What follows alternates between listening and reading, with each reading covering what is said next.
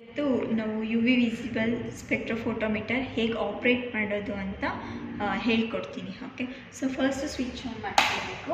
ಅಲ್ಲಿ ಒಂದು main switch and ಇದರಿಂದ ಒಂದು ಸ್ವಿಚ್ ಇರುತ್ತೆ, ಇನ್ಸ್ಟ್ರೂಮೆಂಟ್ ಸ್ವಿಚ್. ಓಕೆ, ಆನ್ ಆಯಿತು. ಆ್ಯಂಡ್ ಇದು 20 ಮಿನಿಟ್ಸ್ ಟೈಮ್ ತೊಗೊಳುತ್ತೆ ವಾರ್ಮಪ್ ಆಗೋದಕ್ಕೆ. ನೋಡಿ, ಸೊ ಫಿಲ್ಟರ್, ಲ್ಯಾಂಪ್, ಸೆನ್ಸರ್ ಅದೆಲ್ಲ ವಾರ್ಮಪ್ ಆಗೋದಕ್ಕೆ 20 ಮಿನಿಟ್ಸ್ ಟೈಮ್ ಬೇಕಾಗುತ್ತೆ. ಸೊ ಆ್ಯಂಡ್ ಓಕೆ, ಇದು ಕಂಪನಿ ಬಂದ್ಬಿಟ್ಟು ಸಿಮ್ಟ್ರಾನಿಕ್ಸ್ SE807. UV range is from 200 to 400 nanometer and visible range is from 400 to 800 nanometer. Okay, ನೋಡಿ ಈಗ ಟೈಮ್ ಸ್ಟಾರ್ಟ್ ಆಗಿದೆ, 20 ಮಿನಿಟ್ಸ್. ಓಕೆ, ಸೊ ಸ್ಕಿಪ್ ಅಂತಲೂ ಇದೆ, ಬಟ್ ನಾವು ಸ್ಕಿಪ್ಪನ್ನ ಪ್ರೆಸ್ ಮಾಡಬಾರ್ದು, ಯಾಕಂದರೆ ಇನ್ಸ್ಟ್ರೂಮೆಂಟ್ ವಾರ್ಮಪ್ ಆಗಬೇಕು. ಸ್ಕಿಪ್ ಆದರೆ ಅದು ಫ್ಲಕ್ಚುಯೇಟ್ ಆಗ್ತಾ ಇರುತ್ತೆ. So U V visible spectrophotometer working based on the principle of Beer Lambert's law. Okay, ಇಲ್ಲಿ ಬರೋ absorbance is directly proportional to the concentration of our solution and path length of the cuvette. Okay, so idu cuvette. Okay, so now cuvette glass and quartz ಎರಡು type ಬರುತ್ತೆ. So ನಾವು actually quartz ಕ್ಯುವೆಟ್ನ use ಮಾಡಬೇಕು. And ಇದ್ರದ್ದು path line ಬಂದುಬಿಟ್ಟು 1 centimetre. And ಇದರಲ್ಲಿ varieties ಸಿಗುತ್ತೆ, 2 centimetre, 3 centimetre, 10 centimetre ಆ ಥರ ಎಲ್ಲ. ಓಕೆ, ಇದರಲ್ಲಿ 2 ಸೈಡ್ಸ್ ಇದೆ, ಒಂದು ಥಿನ್ ಸೈಡ್, ಇನ್ನೊಂದು ಥಿಕ್ ಸೈಡ್. ಓಕೆ, ಈ ಥಿಕ್ ಸೈಡ್ ಬಂದುಬಿಟ್ಟು ನಾವು ಹೋಲ್ಡ್ ಮಾಡೋದಕ್ಕೆ, ಯಾಕೆ ಅಂದರೆ ಈ ಥಿನ್ ಸೈಡಲ್ಲಿ ಲೈಟ್ ಪಾಸ್ ಆಗುತ್ತೆ, ಈ ಥಿಕ್ ಸೈಡಲ್ಲಿ ನಾವು ಹೋಲ್ಡ್ ಮಾಡ್ತೀವಿ. ಓಕೆ, ಸೊ ಇವಾಗ ಫಸ್ಟ್ ನಾವು ನ್ಯಾನೋಮೀಟರ್ ಹೇಗೆ ಸೆಟ್ ಮಾಡೋದು ಇದರಲ್ಲಿ ಅಂತ ಹೇಳ್ಕೊಡ್ತೀನಿ. ಸೊ ನನಗೆ ಕನ್ಫ್ಯೂಷನ್ ಆಗುತ್ತೆ ಅಂತ ನಾನು 1 2 3 4 ಅಂತ ನೋಟ್ ಮಾಡಿದ್ದೀನಿ. ಸೊ ಫಸ್ಟು 1 ಸೆಟ್ ಮಾಡಬೇಕು. ನನಗೆ ಇವಾಗ ನ್ಯಾನೋಮೀಟರ್ ಬೇಕಿರೋದು 690 ನ್ಯಾನೋಮೀಟರ್. ಓಕೆ, ಸೊ ನಾನು 1 ಪ್ರೆಸ್ ಮಾಡಿದೆ. ಸೊ ಇವಾಗ ಇಲ್ಲಿ ನಾವು ನ್ಯಾನೋಮೀಟರ್ ಸೆಟ್ ಮಾಡೋದು ಬಂದಿದೆ. ಸೊ ಇವಾಗ ಮತ್ತೆ 2 ಸೆಕೆಂಡ್ ಇದನ್ನು ಪ್ರೆಸ್ ಮಾಡಿದ್ರೆ ಬ್ಲಾಕ್ಸ್ ಚೇಂಜ್ ಆಗುತ್ತೆ. ನಂಗೆ 690 ಬೇಕಲ್ವ, ಇವಾಗ 9 ಇದೆ. ಸೊ ಇಲ್ಲಿ ಇನ್ಕ್ರೀಸ್ ಡಿಕ್ರೀಸ್ ಮಾಡ್ಬೋದು. ಸೊ ಇನ್ಕ್ರೀಸ್ ಮಾಡಿದ್ರೆ 0 ಆಯಿತು. ಸೊ ಹಾಗೆ ನೆಕ್ಸ್ಟ್ ಬ್ಲಾಕ್ 9 ಬೇಕು, ಇನ್ಕ್ರೀಸ್ ಮಾಡ್ತಾಯಿದ್ದೀನಿ.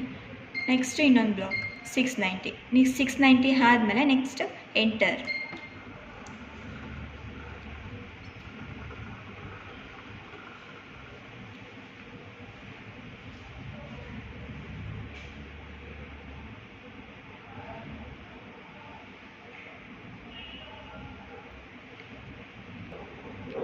ಸೊ ಫಸ್ಟ್ ನಾವು ಸ್ಯಾಂಪಲ್ನ ಟೆಸ್ಟ್ ಮಾಡೋದಕ್ಕಿಂತ ಮುಂಚೆ ಡಿಸ್ಟಿಲ್ ವಾಟರ್ ಇಟ್ಬಿಟ್ಟು 0 ಸೆಟ್ ಮಾಡ್ಕೋಬೇಕು.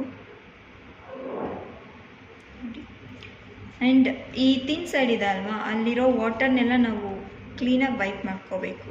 ಯಾಕೆ ಅಂದರೆ ಲೈಟ್ ಪಾಸ್ ಆಗಬೇಕಾದ್ರೆ ಏನಾದರೂ ಡ್ರಾಪ್ಲೆಟ್ಸ್ ಏನಾದರೂ ಇದ್ದರೆ ನಮಗೆ ಬರೋ ರೀಡಿಂಗ್ ತುಂಬ ಫ್ಲಕ್ಚುಯೇಟ್ ಆಗುತ್ತೆ.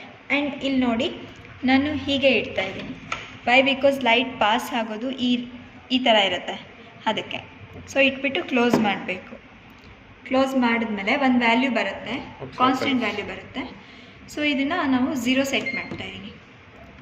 ಸೊ ಫಸ್ಟ್ ಡಿಸ್ಟಿಲ್ ವಾಟರ್ ಇಟ್ಟು 0 ಸೆಟ್ ಮಾಡಬೇಕು. ಸೊ ನಾನೀಗ ತೆಗಿತಾ ಇದ್ದೀನಿ. ಸೊ ನೆಕ್ಸ್ಟು ನಮಗೆ ನಾವು ಮಾಡ್ಕೊಳ್ಳೋದು ಬ್ಲ್ಯಾಂಕ್. ಓಕೆ, ನಾನೀಗ ವಾಶ್ ಮಾಡ್ತಾಯಿದ್ದೀನಿ. ಒಂದು ಸಲ ಬ್ಲ್ಯಾಂಕ್ ಹಾಕ್ಕೊಂಡು ಸಲ್ಯೂಷನ್ ಹಾಕ್ಕೊಂಡು ವಾಶ್ ಮಾಡಿದ್ಮೇಲೆ ಮತ್ತೆ ಸೇಮ್ ಪ್ರೋಸೆಸ್ ಕ್ಲೀನಾಗಿ ಡ್ರೈ ಮಾಡಿಕೊಂಡು ನೆಕ್ಸ್ಟ್ ಮತ್ತೆ ಇನ್ಸರ್ಟ್ ಮಾಡ್ತಾಯಿದ್ದೀನಿ. ಮತ್ತು ಕ್ಲೋಸ್ ಮಾಡಿದಾಗ ಒಂದು ಕಾನ್ಸ್ಟೆಂಟ್ ವ್ಯಾಲ್ಯೂ ಬರುತ್ತೆ. ಸೊ ಇದು ಬ್ಲ್ಯಾಂಕ್ ವ್ಯಾಲ್ಯೂ. ಓಕೆ, 0.030. ಆ್ಯಂಡ್ ಕಾನ್ಸ್ಟೆಂಟಾಗಿ ಸ್ಟಾಪ್ ಆಗಿರೋದನ್ನು ನಾವು ತೊಗೋಬೇಕು ರೀಡಿಂಗ್. ಓಕೆ, ಇದು ಬ್ಲ್ಯಾಂಕ್ ವ್ಯಾಲ್ಯೂ. ನೆಕ್ಸ್ಟ್ ನಾನು ಒಂದು ವಾಟರ್ಗೆ ಟೆಸ್ಟ್ ಮಾಡಿದ್ದೀನಿ.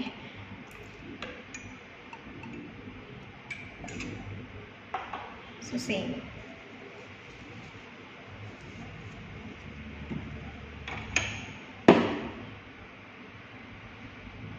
ಸೊ ಒಂದು ಸ್ಯಾಂಪಲ್ ವ್ಯಾಲ್ಯೂಗೆ ಇಷ್ಟಿದೆ. ಓಕೆ, ನಾನು ಒಂದು ಟೆಸ್ಟ್ ಮಾಡಿದ್ದೀನಿ. ಸೊ ಅದರಲ್ಲಿ ಬ್ಲ್ಯಾಂಕ್ ವ್ಯಾಲ್ಯೂ ಎಷ್ಟಿದೆ, ಸ್ಯಾಂಪಲ್ ವ್ಯಾಲ್ಯೂ ಎಷ್ಟಿದೆ. ಸೊ ಇದನ್ನು ನಾವು ಮತ್ತೆ ಕ್ಯಾಲ್ಕುಲೇಷನ್ ಮಾಡಿಕೊಂಡು ಇಷ್ಟು mg/ಲೀಟರ್ಸಲ್ಲಿ ಆ ಟೆಸ್ಟ್ ಇದೆ ಅಂತ ನೀವು ಮಾಡಿದ ಬ್ಲ್ಯಾಂಕಲ್ಲಿ ವ್ಯಾಲ್ಯೂ ಅಬ್ಸಾರ್ಬೆನ್ಸ್ ಬಂದು 0.031 ಇತ್ತು. ಸ್ಯಾಂಪಲ್ ಅಲ್ಲಿ 0.024 ಇದೆ. ಸೊ ಇಟ್ ಮೀನ್ಸ್ ಸ್ಯಾಂಪಲ್ ಅಲ್ಲಿ ಆಬ್ಸೆಂಟ್ ಇದೆ, ನೀವು ಮಾಡ್ತಿರೋ ಪ್ಯಾರಾಮೀಟರ್ ಆಬ್ಸೆಂಟ್ ಇದೆ. ಸೊ ನೀವು ಸೆಟ್ ಮಾಡಿರೋ 690 ವೇವ್ ಲೆಂತ್ ಬಂದು ಯಾವ ಪ್ಯಾರಾಮೀಟರ್ಗೆ? ಸೊ 690 ನ್ಯಾನೋಮೀಟರ್ ಬಂದ್ಬಿಟ್ಟು ನಾವು ಫಾಸ್ಫೇಟ್ ಟೆಸ್ಟ್ಗೆ ಯೂಸ್ ಮಾಡ್ತೀವಿ. ಓಕೆ, ನಾನು ಇವಾಗ ಮಾಡಿದ್ದು ಫಾಸ್ಫೇಟ್ ಟೆಸ್ಟ್. ಓಕೆ, ಹಾಗೆ ಬೇರೆ ಪ್ಯಾರಾಮೀಟರ್ಗೆ ಬೇರೆ ಬೇರೆ ನ್ಯಾನೋಮೀಟರ್ ಇದೆ. ಓಕೆ, ಸೊ ಇವಾಗ ಬ್ಲ್ಯಾಂಕ್ ಅಂದರೆ ಡಿಸ್ಟಿಲ್ ವಾಟರ್ ಇಟ್ಟಿರ್ತೀವಿ ಅಲ್ವಾ. ಡಿಸ್ಟಿಲ್ ವಾಟರ್ಗೆ ಜಾಸ್ತಿ ಬಂದಿದೆ ಆ್ಯಂಡ್ ಸ್ಯಾಂಪಲ್ಗೆ ಕಮ್ಮಿ ಬಂದಿದೆ.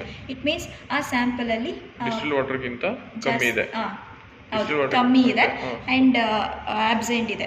ನಾವು ಮಾಡಿರೋ ಫಾಸ್ಫೇಟ್ ಆಬ್ಸೆಂಟ್ ಇದೆ. This is how we have to operate this UV visible spectrophotometer. Okay. Thank you.